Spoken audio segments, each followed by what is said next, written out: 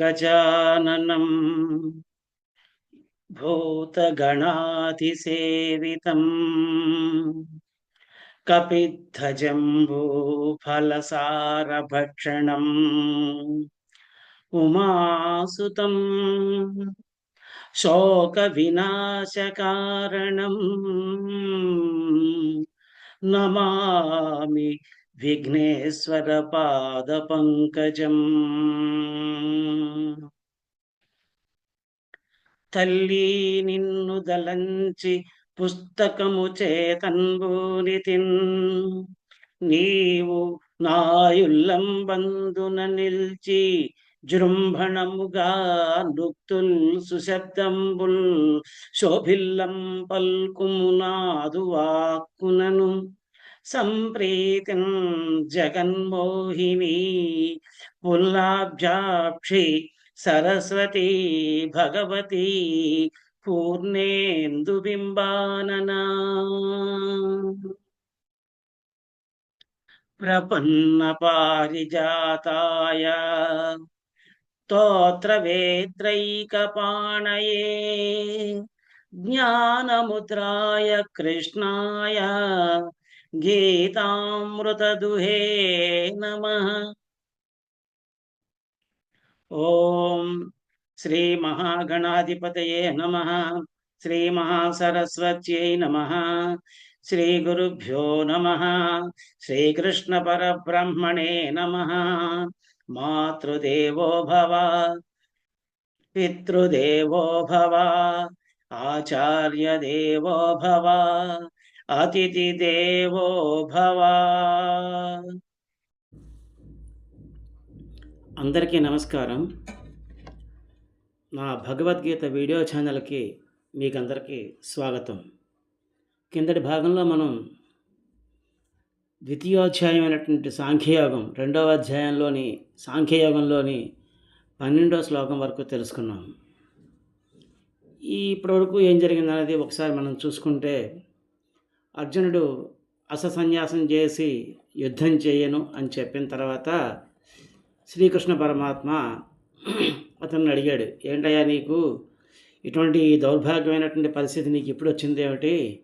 యుద్ధం సంకట సమయం, ఇది యుద్ధం చెయ్యాలి నువ్వు, ఇది నీకు తగదు, ఇది స్వర్గానికి నిరోధకరం అవుతుంది, అపకీర్తి కలిగిస్తుంది నీకు, ఇటువంటి నపుంసకత్వం నీకు వద్దు, ఇది నీకు తగదు, ఈ హృదయ దౌర్బల్యం అన్నది వదిలిపెట్టేసేయ్, లే శత్రుతాపన, లే యుద్ధం చెయ్యి అని చెప్పేసి అన్నాడు.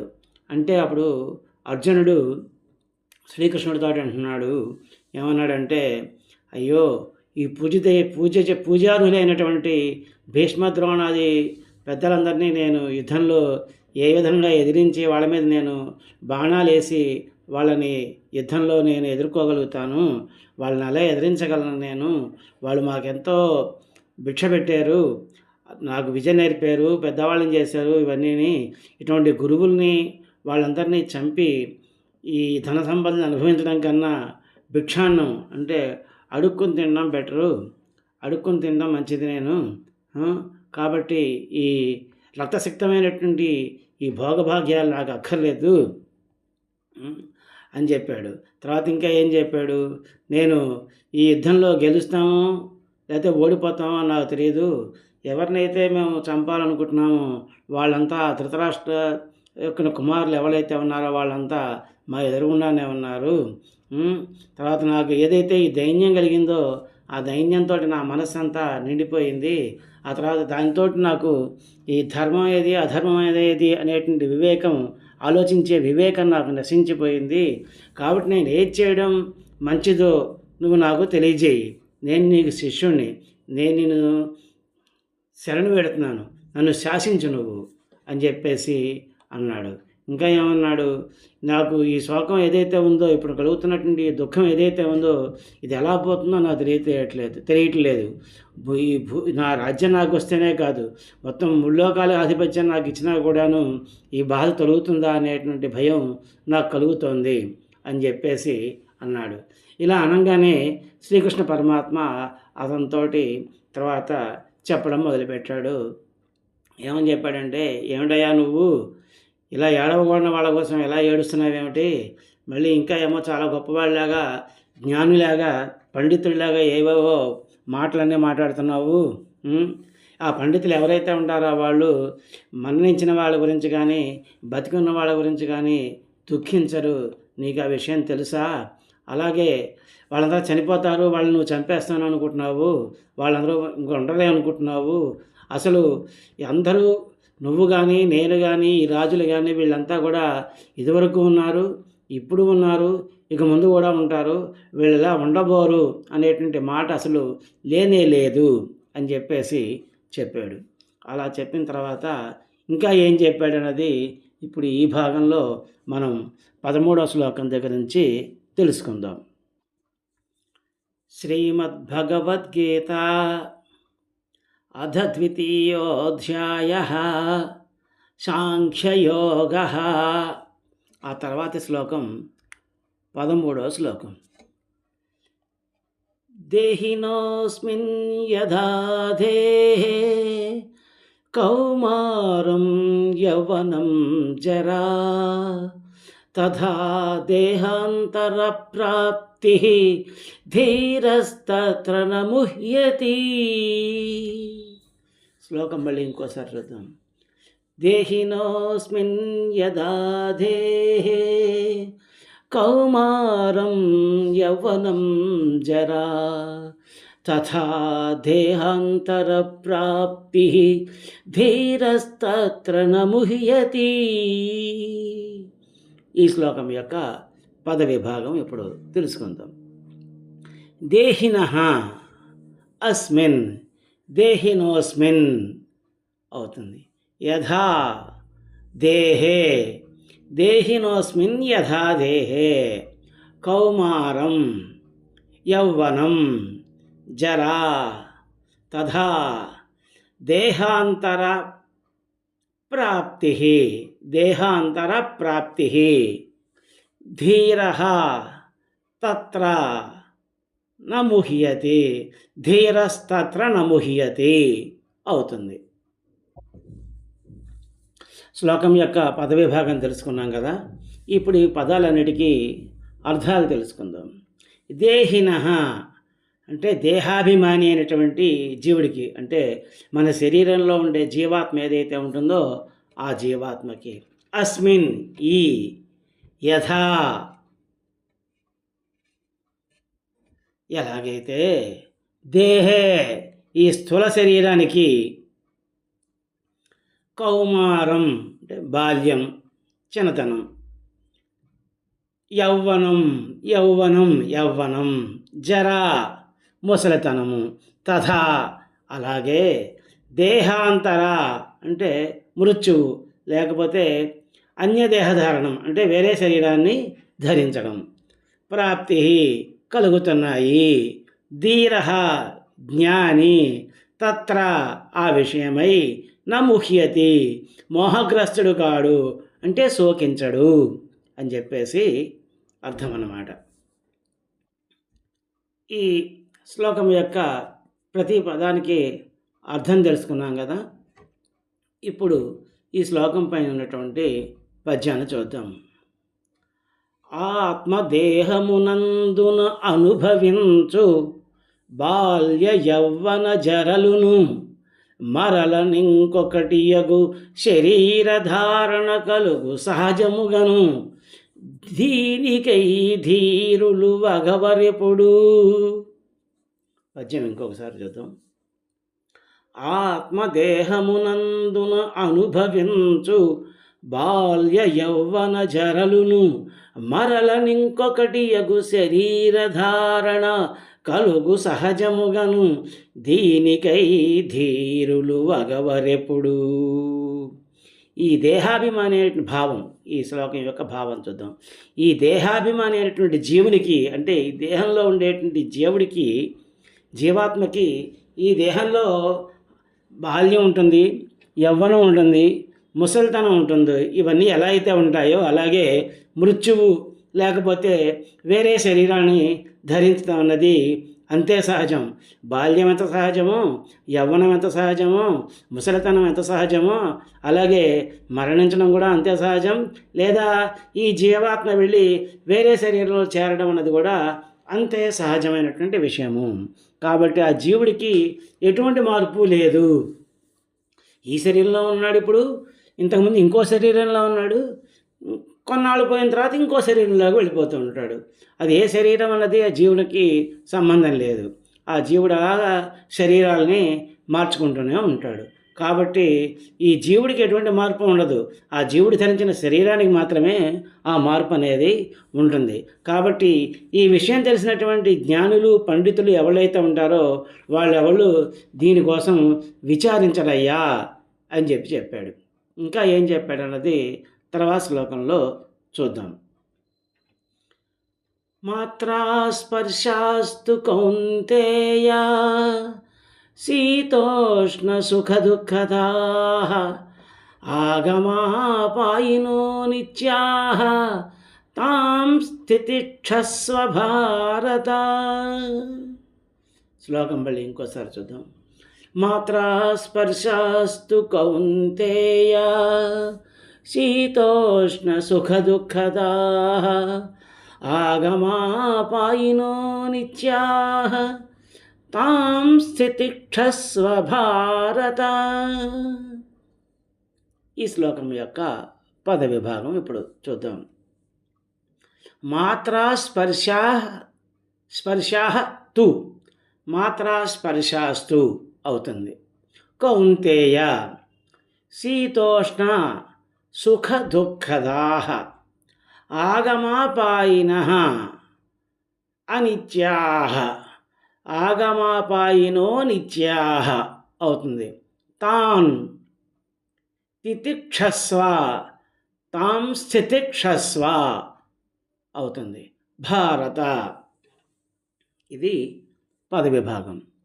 ఈ పద విభాగానికి ఇప్పుడు అర్థాలు తెలుసుకుందాం. ఈ పదాలకి మాత్రా స్పర్శాః తు, మాత్రా స్పర్శాస్తు అంటే ఏమిటంటే ఇంద్రియాలు, వాటికి సంబంధించిన విషయాలు, ఆ ఇంద్రియాల ద్వారా అనుభవించేటువంటి భోగాలు అన్నమాట.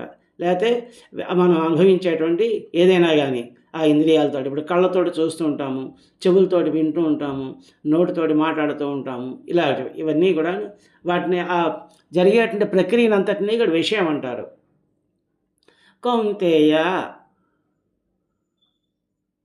శీతోష్ణ సుఖ దుఃఖదాః, చలి, వేడి, సుఖము, దుఃఖము కలిగించేవి. ఇవన్నీ ఆ సంబంధిత విషయాలన్నీ ఏం చేస్తాయి? చలి, వేడి, సుఖం, దుఃఖం అంటే ఇలాంటివి కలిగిస్తాయి. అంటే ఇవన్నీ ఒక్కొక్కటి రెండేసి, ఒకదానికి ఒకటి వ్యతిరేకం అన్నమాట. వీటినన్నింటినీ ద్వంద్వాలు అంటారు. అంటే రెండేసి అని అర్థం ద్వంద్వాలు అని. చలికి వ్యతిరేకం వేడి, సుఖానికి వ్యతిరేకం దుఃఖం, ఇలాగే నేనే. ఆగమాపాయినః అంటే పుట్టడం కానీ కిట్టడం కానీ ఉన్నటువంటివి, పుట్టడం కిట్టడం ఉన్నటువంటివి. ఆగమాపాయినః అనిత్యాః అంటే ఇవన్నీ పుట్టుతూ ఇవి శాశ్వతాలు కావు, అనిత్యాలు అంటే ఎప్పుడూ ఉండవు, ఉంటాయి పోతాయి అని చెప్పాడు. కాబట్టి అవి అనిత్యాలు, శాశ్వతాలు కావు. తాను ఈ మాత్రా స్పర్శల్ని, ఏవైతే ఈ ఇంద్రియాలు వాటికి సంబంధించిన విషయాలు ఏవైతే ఉన్నాయో, తితిక్షస్వ వాటిని సహించు. భారత అర్జున వాటిని సహించు అని చెప్పేసి చెప్తున్నాడు అన్నమాట. ఈ పదవిభాగానికి అర్థాలు తెలుసుకున్నాం కదా. ఇప్పుడు ఈ శ్లోకం పైన ఉన్నటువంటి పద్యాన్ని చూద్దాం. విజయ ఇంద్రియములకును విషయములకునున్న సంబంధమున కలుగు ఉష్ణము మరి చలియు మరి సుఖ దుఃఖాల శాశ్వతములు అస్థిరములవి కనుక సహనము మేలు. పద్యం ఇంకోసారి చూద్దాం. విజయ ఇంద్రియములకును విషయములకునున్న సంబంధమున కల్గు ఉష్ణము మరి చలియు మరి సుఖ దుఃఖాలు అశాశ్వతములు అస్థిరములవి కనుక సహనము మేలు.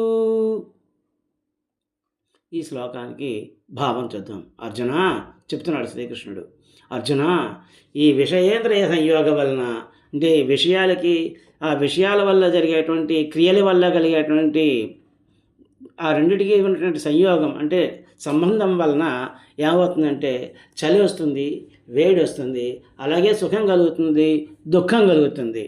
అలాగే మనకి ముఖ్యమైన వాళ్ళు, ప్రియమైనటువంటి వాళ్ళు ఎవరైనాను జనులు ఉన్నారు, వాళ్ళు ప్రియులైన వాళ్ళు ఎవరైనా కానీ జనులే కావచ్చు, లేకపోతే వేరే ఇంకేమైనా కావచ్చు, అవి వస్తే పోతే కూడా సుఖ దుఃఖాలు కలుగుతాయి. ఏదైనా ఒక వస్తువు మనకి ఎంతో ముఖ్యమైన వస్తువు అనుకున్నది మన దగ్గర చేరింది అనుకోండి, మనకి సంతోషం కలుగుతుంది. అది మన చేయి జారిపోయింది అనుకోండి, మనకి విషాదం కలుగుతుంది. అలాగే మనకి ప్రియమైన బంధువులు లేకపోతే ఎవరైనా ఉన్నారంటే వాళ్ళు కనుక జన్మించినట్టయితే వాళ్ళని మనం చాలా ఆనందిస్తాం. వాళ్ళు మనకి దూరం అయితే మనం దుఃఖిస్తాం.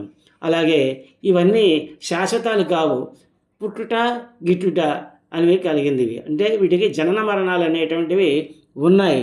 కాబట్టి వీటిని నీవు సహించాలి, అంటే పట్టించుకోకూడదు, వాటి గురించి నువ్వు ఎక్కువగా ఆలోచించకూడదు, వాటిని పట్టించుకోకూడదు అని చెప్పేసి చెప్పాడనమాట. ఆ తర్వాత ఇంకా ఏం చెప్పాడన్నది ఈ 15వ శ్లోకంలో చూద్దాం. ఇప్పుడు 15వ శ్లోకం చూద్దాం. యం హి న వ్యధయంత్యేతే పురుషం పురుషర్షభ సమదుఃఖ సుఖం ధీరం సోమృతత్వాయ కల్పతే. శ్లోకం మళ్ళీ ఇంకోసారి చూద్దాం. యం హి న వ్యధయంత్యేతే పురుషం పురుషర్షభ సమదుఃఖ సుఖం ధీరం సోమృతత్వాయ కల్పతే. ఈ శ్లోకం యొక్క పద విభాగం చూద్దాం. యం న వ్యథయంతి ఏతే పురుషం పురుషర్షభ అవుతుంది. సమదుఃఖ సుఖం ధీరం హి అమృతత్వాయ సహ హి అమృతత్వాయ కల్పతే. ఇది పద విభాగం. ఈ పద విభాగానికి ఈ పదాలన్నిటికీ ఇప్పుడు అర్థాలు తెలుసుకుందాం. యం అంటే ఏ, నా వ్యధయంతి బాధ పెట్టవో, ఏవి బాధ పెట్టవో, ఏవి ఈ శీతోష్ణాదులు, ఏతే ఈ శీతోష్ణాదులు, పురుషం వ్యక్తిని, పురుష ఋషభ అంటే పురుష శ్రేష్ఠ, సమదుఃఖ సుఖం సుఖ దుఃఖాల పట్ల సమభావం కలిగి ఉండడం, ధీరం ధీరుడైన, సహ హి అతడే కదా, అమృతత్వాయ అమృతత్వాన్ని అంటే మోక్షాన్ని, కల్పతే పొందుతాడు. ఎవరైతే ఈ సుఖ దుఃఖాల పట్ల సమభావాన్ని కలిగి ఉంటాడో, ఎవరినైతే ఈ శీతోష్ణ సుఖ దుఃఖాలు బాధ పెట్టవో అటువంటి ధీరుడైనటువంటి మనుష్యుడే కదా అమృతత్వాన్ని అంటే మోక్షాన్ని పొందుతాడు అని ఈ శ్లోకం యొక్క అర్థం అన్నమాట. ఇప్పుడు ఈ శ్లోకం యొక్క పద విభాగం, పదాలన్నిటికీ అర్థాలు తెలుసుకున్నాం కదా. ఇప్పుడు ఈ శ్లోకం పైన ఉన్నటువంటి పద్యాన్ని చూద్దాం. సుఖము దుఃఖములను సమముగను ఎంచి శీతలోష్ణములందున స్థిరముగాను నిలచు మనుజుని బాధలు చేరకున్న అట్టివాడే నాకమునకు అర్హుడగును. పద్యం ఇంకోసారి చూద్దాం. సుఖము దుఃఖములను సమముగను ఎంచి శీతలోష్ణములందున స్థిరముగాను నిలచు మనుజుని బాధలు చేరకున్న అట్టివాడే నాకమునకు అర్హుడగును. ఓ పురుష శ్రేష్ఠ అర్జున, ఈ సుఖదుఖాలని సమానంగా స్వీకరిస్తూ శీతోష్ణాలని సమానంగా భరిస్తూ ఎవరైతే ఉంటాడో, అటువంటివన్నీ ఎవరికైతే బాధలు కలిగించవో, అటువంటి ద్వంద్వాలు, అటువంటి ధీరుడే అమృతత్వాన్ని అంటే మోక్షాన్ని పొందుతాడయ్యా. కాబట్టి కనపడిన దానికి ఏడుస్తూ కూర్చోవద్దు అని చెప్పేసి చెప్పాడు శ్రీకృష్ణుడు. ఆ తర్వాత ఇంకా ఏం చెప్పాడన్నది ఈ 16వ శ్లోకంలో చూద్దాం. ఇప్పుడు 16వ శ్లోకం. నాసతో విద్యతే భావో నా భావో విద్యతే సతః ఉభయోరపి దృష్టోంతః త్వనయోస్త్వస్తదర్శిభిః.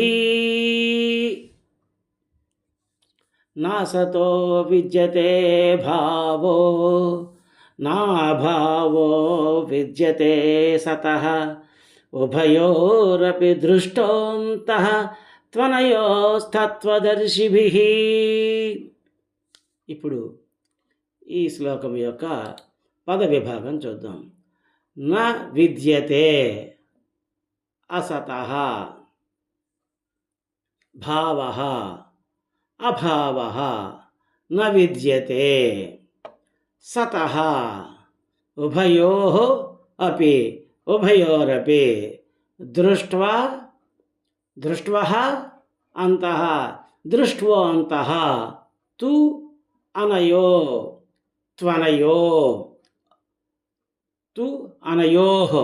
త్వనయోః తత్వదర్శిభిః త్వనయోస్తత్వదర్శిభిః అవుతుంది. ఇప్పుడు ఈ పద విభాగం చూసాం కదా. ఇప్పుడు ఈ పదాలన్నిటికీ అర్థాలు తెలుసుకుందాం. న విద్యతే అంటే లేదు, అసతః అనిత్యమైన దానికి, భావ ఉనికి అంటే అనిత్యమైన దానికి, శాశ్వతం కాని దానికి ఉనికి లేదు. న విద్యతే ఉనికి లేదు. అభావః వినాశం, న విద్యతే లేదు. సతః నిత్యమైన దానికి అభావః వినాశం న విద్యతే లేదు. నిత్యమైనదంటే ఏమిటి చెప్పాడు ఇదివరకేను. ఆత్మ అన్నది నిత్యమైనది అని చెప్పాడు. అనిత్యమైనవి ఏమిటి అని చెప్పాడు. శరీరం అని, తర్వాత శీతోష్ణ దుఃఖాలు ఇలాంటివన్నీ, ఇవన్నీ ద్వంద్వాలన్నీ కూడాను అనిత్యమైనవి. అవి వస్తూ ఉంటాయి, పోతూ ఉంటాయి. కాబట్టి వాటికి ఉనికి లేదు, వీటికి నాశనం లేదు అని చెప్పేసి ఆత్మకి నాశనం లేదు అని చెప్తున్నాడు. ఉభయోః అపి ఈ రెంటి యొక్క దృష్ట్వా చూడబడింది, అంతః తుది స్వరూపం తు కానీ అనయోః ఈ తత్వదర్శిభిః తత్వవేత్తలచే అని చెప్పేసి. ఇప్పుడు ఏం చెప్పాడు ఇక్కడ. అనిత్యమైన వాటికి ఉనికి లేదు అంటే ఈ అనిత్యమైనవి ఏమేమిటన్నాయని చెప్పాడు. శరీరము, శీతోష్ణ దుఃఖాలు అనేటువంటి ద్వంద్వాలు, వీటికి ఉనికి లేదు.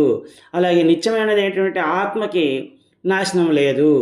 ఈ రెండు యొక్క అంటే ఈ యొక్క తుది స్వరూపం ఇది ఇలా ఉంటుంది, ఇది ఇలా ఉంటుంది, నిత్యమైనది ఇలా ఉంటుంది, అనిత్యమైనది ఇలా ఉంటుంది అని ఏదైతే తుది స్వరూపం ఉందో ఆ తుది స్వరూపాన్ని చూడగలిగినటువంటి తత్వవేత్తలు ఉంటారు అని చెప్పేసి చెప్తున్నాడు. వాళ్ళు తత్వం తెలిసి ఉంటారు అటువంటి వాళ్ళు అని చెప్పి చెప్తున్నాడు అనమాట. ఈ శ్లోకం పైన ఉన్నటువంటి పద్యాన్ని చూద్దాం. అప్పుడు నాశమందడివన్నీ అశాశ్వతము నాశమందదుని ఆత్మ శాశ్వతము మహిని ఈ రెంటి తత్వముల్ మదిని ఎరిగి మనుచునుందురు యోగులు మర్మమెరిగి. నాశమందడివన్నీ అశాశ్వతము నాశమందదుని ఆత్మ శాశ్వతము మహిని ఈ రెంటి తత్వముల్ మదిని ఎరిగి మనుచునుందురు యోగులు మర్మమెరిగి. ఈ శ్లోకం యొక్క భావం చూద్దాం. అనిత్యమైన వాటికి ఉనికి లేదు, నిత్యమైన వాటికి వినాశం లేదు, ఆత్మకి వినాశం లేదు. అనిత్యమైనటువంటి దేహానికి కానీ ఈ ద్వంద్వాలకి కానీ ఉనికి లేదు. ఇవి వస్తూ ఉంటాయి, పోతూ ఉంటాయి. నిత్యమైన ఆత్మకి వినాశనం లేదు, అది ఎక్కడికి పోదు, ఒకదానిలోంచి ఇంకో దానిలోకి మారుతూ ఉంటుంది. తత్వవేత్తలు ఎవరైతే ఉంటారో ఈ రెండింటి యొక్క తుది స్వరూపాన్ని తెలుసుకుని యథార్థ స్వరూపం అంటే యథార్థ విషయాన్ని, ఈ యథార్థమైనటువంటి ఈ విషయాన్ని తెలుసుకుని ఉన్నారయ్యా అటువంటి వాళ్ళందరూను నువ్వు కూడా అది తెలుసుకో అని చెప్పేసి అర్జునుడికి శ్రీకృష్ణుడు చెప్తున్నాడు. ఈ భాగంలో ఇంతటి వరకు తెలుసుకున్నాం. వచ్చే భాగంలో మరికొన్ని శ్లోకాలలో శ్రీకృష్ణ పరమాత్మ ఇంకా ఏం చెప్పాడు ఈ సాంఖ్యయోగంలో అన్నది తెలుసుకుందాం. ఓం తత్సత్. గీతాశాస్త్రమిదం పుణ్యం యః పఠే ప్రయతః పుమాన్ విష్ణోః పదమవాప్నోతి భయశోకాదివర్జితః. ఈ గీతాశాస్త్రాన్ని ఎవరు పఠిస్తారో వాళ్ళు భయము శోకము లేక విష్ణు సాహిత్యమును పొందుతారు అని భావం. ఓం అసతో మా సద్గమయ తమసో మా జ్యోతిర్గమయ మృత్యోర్మా అమృతంగమయ. ఓం యదక్షరపదభ్రష్టం మాత్రాహీనం చ యద్భవేత్ తత్సర్వం క్షమ్యతాం దేవా నారాయణ నమోస్తుతే. విసర్గబిందుమాత్రాణి పదపాదాక్షరాణి చ న్యూనాని చాతిరిక్తాని క్షమస్వ పురుషోత్తమా. కాయేన వాచా మనసేంద్రియైర్వా బుద్ధ్యాత్మనా వా ప్రకృతే స్వభావాత్ కరోమి యజ్జత్ సకలం పరస్మై నారాయణాయైతి సమర్పయామి. శ్రీమన్నారాయణాయైతి సమర్పయామి.